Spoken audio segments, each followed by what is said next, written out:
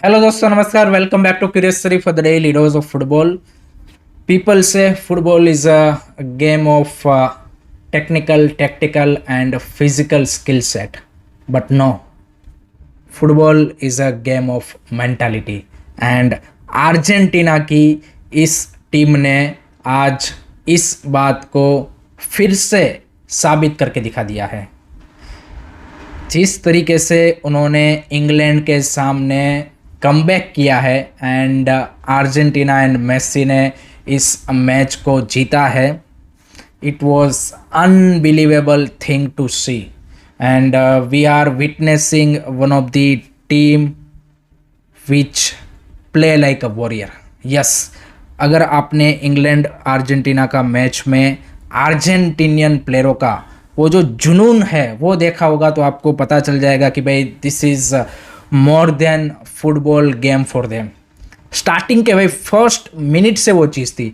मैं एक इंसिडेंट बताना चाहूँगा कि जब दोनों टीमें on the field I, national anthem बज रहे थे। सेकंड नेशनल एंथम अर्जेंटीना का जब यहाँ पे स्टार्ट हुआ, तब यहाँ पे स्टेडियम में इंग्लिश फैंस ने बू करना चालू कर दिया। तो भाई एक एक अर्जेंटीनियन प्लेयर जो पिच के ऊपर था, मेसी से लेके सब, वो भाई अपने जी जान लगा के, जितना ज़्यादा यहाँ पे उतने बड़े स्टेडियम में ऑब्वियसली फैंस का जो शोर है वो ज़्यादा होगा, लेकिन जिस जुनून के साथ उन्होंने अपना national anthem you can say कि सिंग किया है, दैट शोज कि भाई this is everything for them. And उन्होंने भाई इस गेम को भी उसी तरीके से खेला है फ्रॉम अ फर्स्ट मिनट। जिस तरीके से एक एक प्लेयर ने गेम को भाई अप्रोच किया है, क्लियरली भाई इंग्लैंड एंड अर्जेंटीनियन प्लेयरों के वो एफर्ट्स में आपको डिफरेंस दिख जाएगा। नो डाउट, मैं ये नहीं बोल रहा कि इंग्लैंड के प्लेयर एफर्ट्स कम डाल रहे थे, लेकिन this people putting up you can say कि एक्स्ट्रा एफर्ट्स, और यू कैन से कि वो मतलब आप बोलते हैं ना कि दो लोग हंग्री है तो इसमें से ज़्यादा हंग्रियर कौन है, वही वाली चीज़ थी भाई। एंड अर्जेंटीना ने भाई एक बात तो बता दी कि भाई world cup is not coming home. And जिस तरीके से भाई उन्होंने इस मैच को खेला है, and Messi with 2 assist, it was incredible. And England भाई 55 मिनट में बेहतरीन वो यहाँ पे एंथनी गॉर्डन का गोल आता है, 1-0 की लीड ले लेते हैं। लग रहा है कि भाई इंग्लैंड का आज बात बन जाएगा, बट उसी टाइम पे उनके जो हेड कोच है थॉमस टुकल, उन्होंने भाई एक ऐसा ब्लंडर किया कि जिसने भाई जो पूरा मैच का आउटकम है उसको चेंज कर दिया। 55 मिनट में आप 1-0 से आगे हो, एंड उसके बाद उन्होंने जो सब्स्टिट्यूशन किए हैं वो डिफेंसिव सब्स्टिट्यूशन किए। He goes with the back 5 back 6, and उन्होंने ये सोचा कि हम लास्ट का ये जो 15-20 मिनट या फिर 25 मिनट्स है उसमें अर्जेंटीना को होल्ड कर देंगे। But this is not Mexico, this is not Norway, और this is not any other team, this is a world champion team. And अगर आप उसको इतना टाइम दोगे कि भाई आओ तुम अटैक करो, हम यहाँ पे डिफेंड करेंगे, चाहे तुम्हारे पास कितने भी टॉल प्लेयर हो, कितने भी फिजिकल प्लेयर हो, तुम चाहे 11 प्लेयरों की अगर लाइन कर दोगे बॉल को, तो भाई सिर्फ उसको टाप के सीधा गोल के अंदर जाना है। वही हुआ। एंजो फर्नांडिस आप देख लीजिए, इनसाइड द बॉक्स कितने तुम्हारे इंग्लैंड के प्लेयर थे, क्या कर पाए? आउटसाइड बॉक्स से उसने भाई शॉट लिया, धड़ाम, बैंग ऑन, खत्म। So it was I think a brain fed moment or a pressure or whatever you call it। Thomas Tuchel का वो जो डिसीजन था वो क्लियरली भाई बैकफायर किया। एंड अर्जेंटीना को जब आप इतना मौका देते हो with the ball to attack, तो वो एक इंस्टेंट ऐसा आएगा, एक क्रॉस ऐसा आएगा, एक ऐसा शॉट आएगा कि भाई जिसमें तुम्हारा काम तमाम है। एंड वो क्लियरली भाई 86 मिनट 85 मिनट में भाई एंजो फर्नांडिस का बैंगर ऑफ अ गोल आता है। एंड उसके बाद भाई जो एक्स्ट्रा टाइम होता है, इंजरी टाइम, उसमें भाई वो Messi again making a difference which is you can say कि वीकर फुट, राइट फुट से भाई बेहतरीन क्रॉस डालते हैं। And Lautaro Martinez, oh my god, what a header and a what a goal. तो भाई जितने भी जो English pundits and former player before this semifinal game trash talk कर रहे थे कि भाई वी आर सुपीरियर देन यहाँ पे अर्जेंटीनियंस, एंड हम मेसी को ऐसे रोक लेंगे वैसे रोक लेंगे, घंटा नहीं उखेड़ पाए भाई तुम्हारी टीम किच।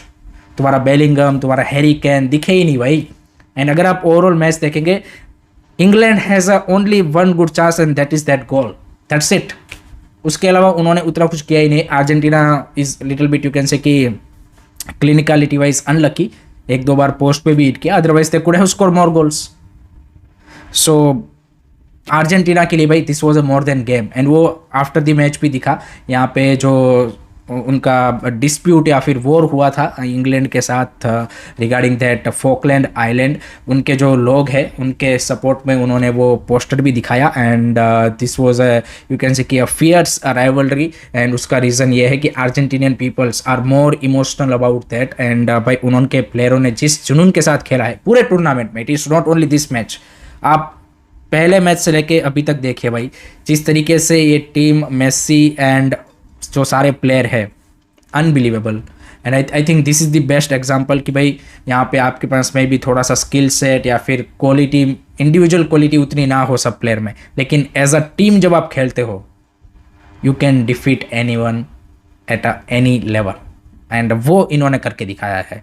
And Messi at the age of 39, 8 goal, 4 assist, he is definitely gonna win the golden boot, whatever the trophy of FIFA World Cup individual awards, without a doubt. I mean with this he is, you can say ki for a lifetime settle the battle who is the GOAT. And he will become the first ever player in the history to start 3 World Cup finals. Yes, there is no other single player who start 3 World Cup finals. This is crazy. This is absolutely crazy thing. And Spain versus Argentina. Oh my God. I think Barcelona fans के लिए भाई दोनों हाथों में लड्डू है। इससे बढ़िया चीज़ उनके लिए हो नहीं सकती थी भाई। Messi versus Spain, this is gonna be a blockbuster final जो कि हमें यहाँ पे 19 जुलाई को देखने को मिलने वाला है। एंड लेट होप्स हो कि एक धमाकेदार मैच हो। एंड जिस तरीके से अर्जेंटीना ने खेला है, जिस तरीके से स्पेन ने खेला है, it is gonna be a blockbuster game. आपको कैसा लगा सेमीफाइनल? आपके क्या थॉट्स रहे about this semifinal? Comment section में ज़रूर बताइएगा। Now let's come to the Indian football. तो इंडियन फुटबॉल में भाई सबसे पहले बात करते हैं इंडिया अंडर 20 के रिगार्डिंग एक इम्पोर्टेंट अपडेट है। एज वी ऑल नो कि सितंबर के फर्स्ट वीक में उनको AFC अंडर 20 एशियन कप के क्वालिफायर खेलने हैं। 11 जून से जो बेंगलुरु के यहाँ पे एक्सलेंस सेंटर में टीम का कैंप चल रहा था under the head coach Mahesh Gawali, जिसमें उन्होंने 102 player all over the India से यहाँ पे स्काउट किए थे। उनको फिर यहाँ पे फिल्टर आउट करके उन्होंने 26 मेंबर की एक स्क्वाड बनाई है जो कि वहाँ पे ट्रेन कर रही है। उसमें से अभी 15 प्लेयर RFTL का जो जापान टूर है for Punjab FC, Bengaluru FC and FC Goa वो खेलने गए हैं, बट वो भी एक आध वीक में वापस आ जाएंगे एंड उसके बाद वो भी फिर से टीम के साथ ट्रेनिंग कंटिन्यू करेंगे। But the interesting thing is कि खबर ये आ रही है कि जो यहाँ पे योहान बेंजमान है विंगर, जो कि स्लोवेनिया की लीग में खेलने गए हैं आई थिंक NK ब्रावो के लिए, उनको भी भाई यहाँ पे पिक किया गया है। तो थोड़ा सा हमें यहाँ पे AFF के अप्रोच में अब ये डिफरेंस दिख रहा है कि जो इंडियन पासपोर्ट होल्डर जो बाहर खेलते हैं, चाहे वो यूथ कैटेगरी में हो या फिर सीनियर लेवल पे हो, उनको भी वो कॉल अप देना स्टार्ट किए हैं। That is very very important, that is very very important. अगर वो वहाँ पे रेगुलरली खेल रहे, अच्छा कर रहे हैं, देन आई थिंक उनको मौका मिलना चाहिए। बट ये भी नहीं होना चाहिए कि भाई सिर्फ वो बाहर खेल रहे इसलिए उनको मौका मिलना चाहिए। आई थिंक वो भी देखना चाहिए। बाकी देखते हैं महेश गावली के अंडर टीम किस तरीके का प्रिपरेशन करती है। डिफ़िकल्ट है टास्क बिकॉज होस्ट उज्बेकिस्तान है अपने ग्रुप में, सीरिया है देन एंड बांग्लादेश है हमारे नॉइजी नेबर्स। तो आपको ग्रुप को टॉप करना है which is looking difficult at the moment to be honest under Mahesh Gawli. I think हमने देखा कि साफ अंडर 20 चैंपियनशिप में भी टीम की परफॉर्मेंस उतनी अच्छी नहीं आ पाई थी, बट लेट होप कि यहाँ पे चीज़ें चेंज हो एंड कुछ करे। So that is the story of India under 20। Next उसके बाद बात करते हैं दोस्तों, AFF ने 26-27 सीज़न के लिए एकेडमी एक्रीडिएशन जो होता है हर साल, उसको रिजल्ट अनाउंस किया है, जिसमें टोटल 164 एकेडमी ने ऑल ओवर द इंडिया से अप्लाई किया था। 142 एकेडमीज़ को एक्रेडिटेशन मिला है, जिसमें से 7 एकेडमी ऐसी है जो कि 5 स्टार रेटिंग के साथ यहाँ पे पास हुई है। Then there is a 9 academy जो कि 4 स्टार एंड बाकी 3 to 1 स्टार वाली एकेडमीज़ है। इसमें भाई डेफिनेटली क्राइटेरिया होता है आपका इंफ्रास्ट्रक्चर, आपकी कितनी यूथ टीम है, वुमेंस टीम है कि नहीं है, कोचिंग स्टाफ एंड एवरीथिंग, वो सारे जो AFF के सेट क्राइटेरिया है टू एसेस द एकेडमी। वही चीज़ें होती है। बट आई थिंक एक चीज़ उनको और ऐड करनी चाहिए इसमें असेसमेंट में, कि कितनी एकेडमीज़ है जिनके पास एक well full proof database and you can say कि चेकिंग प्रोसेस है about the age fraud. I think this is a very very important aspect जो कि AIFF को पुश करना चाहिए। सिर्फ TW3 टेस्ट भाई आपका एज फ्रॉड को नहीं कम कर पाएगा। आपको एक असेसमेंट डालना चाहिए कि जहाँ पे हर एक एकेडमी के पास जो भी वो प्लेयर अंडर 12, अंडर 13, अंडर 14, जब भी वो प्लेयर को किसी भी इंडिया के रीजन से सिलेक्ट करते हैं तो उसका कितना बैकग्राउंड चेक हुआ है, उसका जो सारा डेटा है। There are a couple of steps, जैसे कि भाई यहाँ पे जो RFIC है यंग चैम्प्स एकेडमी रिलायंस की, वो भाई यहाँ पे कोई भी प्लेयर को जब सिलेक्ट करते हैं अपने एकेडमी में, तो वो सिर्फ यहाँ पे ऐसा नहीं है कि उसका बर्थ सर्टिफिकेट देख लिया या फिर यहाँ पे TW3 टेस्ट कर लिया, उससे वो यहाँ पे यू कैन से कि उसको अप्रूव करते हैं। वो चेक करते हैं कि वो बच्चे का भाई स्टैंडर्ड 1, 2, 3, 4 उसका मार्कशीट क्या है, उसके जो यहाँ पे नेबरहुड है उसमें वो क्रॉस चेकिंग करवाते हैं। There are you can say कि डेटा ऑफ दैट स्टेट कि भाई इसमें जो प्लेयर आ रहे हैं उनकी एवरेज हाइट और ये जो बॉडी वो सब है वो क्या है। तो एक पूरा उनका थरो प्रोसेस होता है, 10 to 12 स्टेप होते हैं कि जिसके थ्रू वो उस प्लेयर को पिक करते हैं। तो आई थिंक वो डेटाबेस और वो सारी चीज़ें आई थिंक AIFF को अपने इस असेसमेंट में डालनी चाहिए। तभी आई थिंक क्योंकि देखिए एज फ्रॉड में academies are the real culprits, to be honest. वही पेरेंट्स को पुश करते हैं क्योंकि उनको भाई यहाँ पे यूथ लेवल पे सक्सेस चाहिए कि हमारी टीम यहाँ पे ये यूथ लीग जीत गई, ये जीत गई टूर्नामेंट, जबकि आपके प्लेयर होते हैं 3-4 साल ओवर एज। तो आई थिंक ये जो एस्पेक्ट है इसको AIFF को ही पुश करना चाहिए, but I don't think so कि वो करेंगे। सो वही चीज़ है, बाकी तो ये सारे एकेडमी के एक्रेडिटेशन है।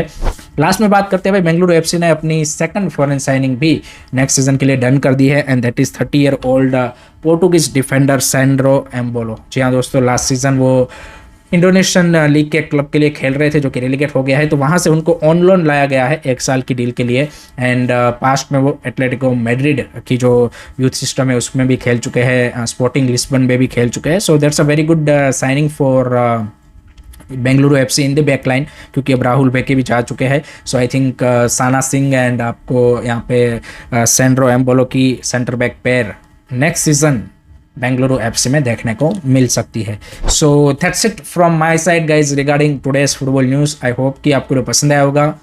Keep supporting this channel, don't forget to like, share and subscribe Curious Study. जय हिंद, जय भारत।